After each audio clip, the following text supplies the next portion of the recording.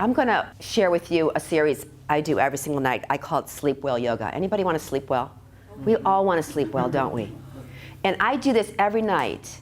Invariably, even if I come home at midnight and because I've been out for some strange reason and I'm just like so dead tired, I just want to go to sleep, but I still do this.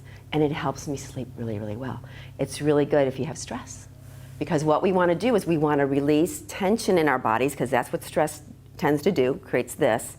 We want to be able to release that physically, and then we can sleep really well. So I'll be sharing that at the end of class, right? And I hope that you will practice it. It could be done in 5 minutes or in 15 minutes. So I just really invite you to think about how you might be able to weave this into your day, okay? And then we'll make our way flat on our backs, okay? So when you come down flat on your back, bring your knees into your chest. And then bring your feet to the floor.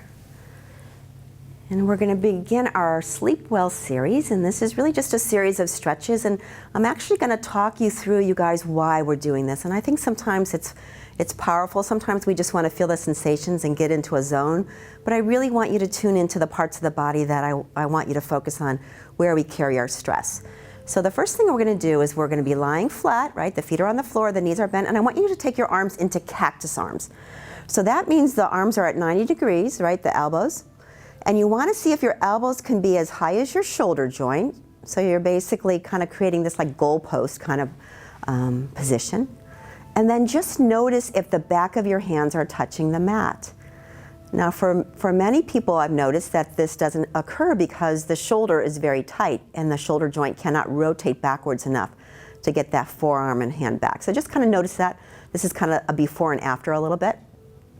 Then bring your hands down. And we're going to roll over to the left side. So you're going to completely come to the left side with your knees bent like you're sitting in a chair. So you're completely on your left side. Your left arm is out in front of you. Just kind of a soft, arm. Doesn't have to be really super straight or bent. The palm is facing up. Your knees are in that 90-degree position. And now take your your right hand to your right shoulder. That means your elbow's facing up towards the ceiling.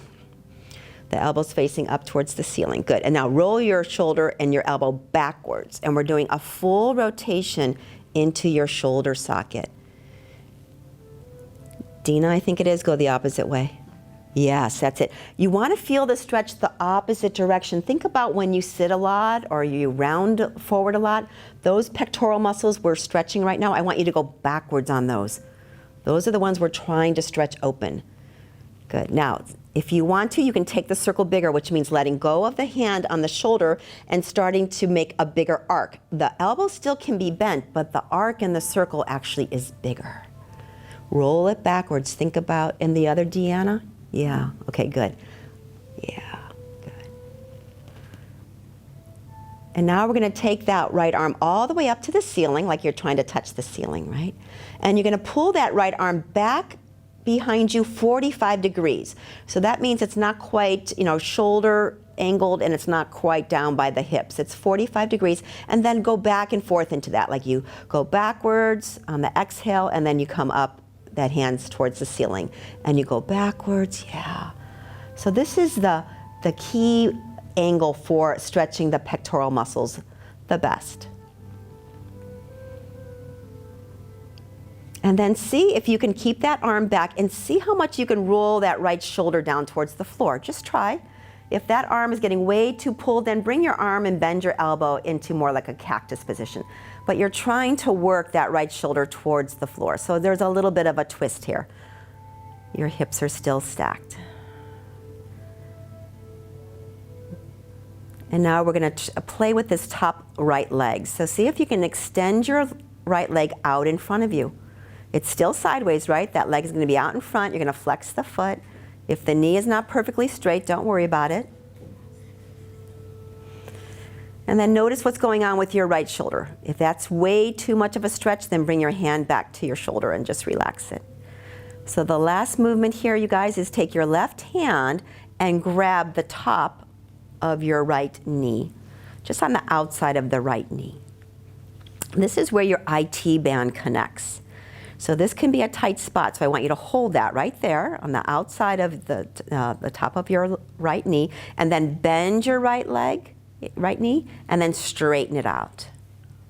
And then bend it and straighten it. And as you do that, this is a subtle thing. Let's just try it.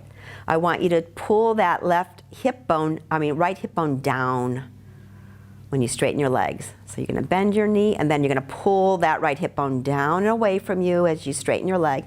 Do that a few times. This is going to get into the QL muscle, which is a very tight muscle in our backs.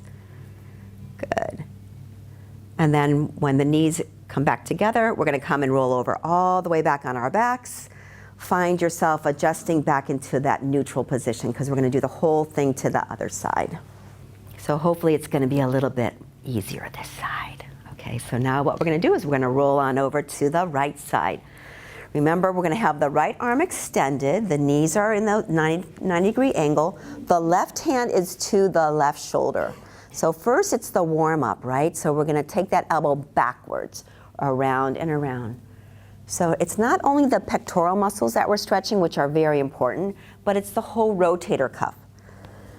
Many of you know that I teach to people that are a little older, and they tend to have rotator cuff issues. So we want to keep these muscles pliable. Good, and then make the circle a little bigger by taking your hand off of your shoulder and just making the circle bigger. The arm can be perfectly straight, or it can just be an arc of the elbow bending. And just roll it around, good. There should be some pulling and tugging, but never any pain. If there's pain, just go back to the smaller movement. And now that left arm's going to face up towards the ceiling. And we're going to pull it back 45 degrees and then wave it back up towards the ceiling. Exhale, pull it back. This is the concept of feathering, which means we're not forcing a stretch, we're not holding a stretch, we're letting the body softly feel the stretch and letting the stretch go. And then as that arm goes back a little bit, see if you can drop that left shoulder down, left shoulder blade. Your body will twist a little bit in that. If that is not doable, take your hand back to your shoulder, come to a safe spot.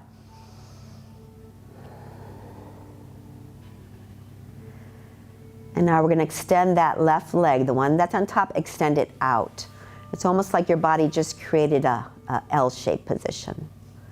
Take your right hand to the outside of your left knee. That's the connection of your IT band. Your foot is flexed, and then you're going to bend that knee and then straighten it. So that little motion is stretching the IT band, which is a really hard place to stretch. Gets tight for people like tennis people like Scott, and runners and bikers and hikers, right? And then see what you can do with that left hip, right? You pull that left hip down like you're trying to stretch the left side of your body as you straighten that leg.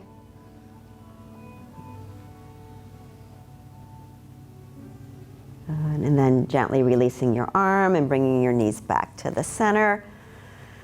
Find your feet flat on the floor, readjust your back, and bring your knees into your chest.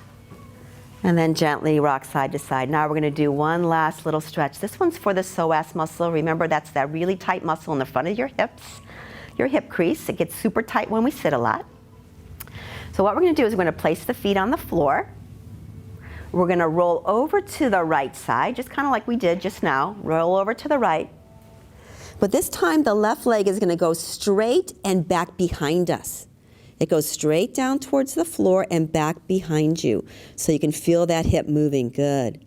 And then see if you can roll on that left hip towards the floor. So you're kind of turning your body and you're rolling it towards the floor. Yeah. And if you want to, you can take your left hand and bring it towards your right palm. I call this the arrow. So your body's like pointing like an arrow, and you're just stretching the entire front and side of your body. Take a couple of breaths there.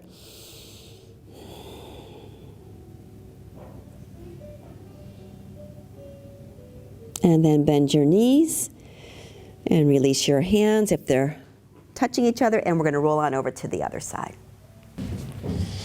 Your left arm is extended probably more like a 45-degree angle. And then the top leg, we're going to go straight and behind us. The toes are pointed. And then we're going to slowly roll our body towards the center, right? So we're trying to pull that right hip down towards the floor. And maybe the right arm's gonna touch the left palm, and you're just gonna breathe into that long, deep stretch. So all of these muscles we got into, the pecs, the shoulders, the hips, the IT band, all of those carry our stress. So we're just releasing that. And then gently bring your knee back so they touch together. And then we'll roll on over to the side again, flat on our backs. Bring both knees into your chest. And as you do so, I want you to bring the knees in and out.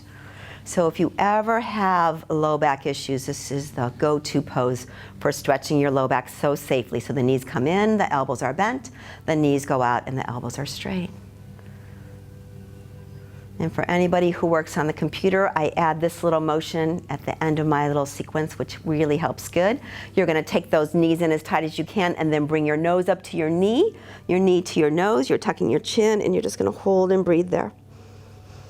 Stretch the whole neck, middle back and lower back.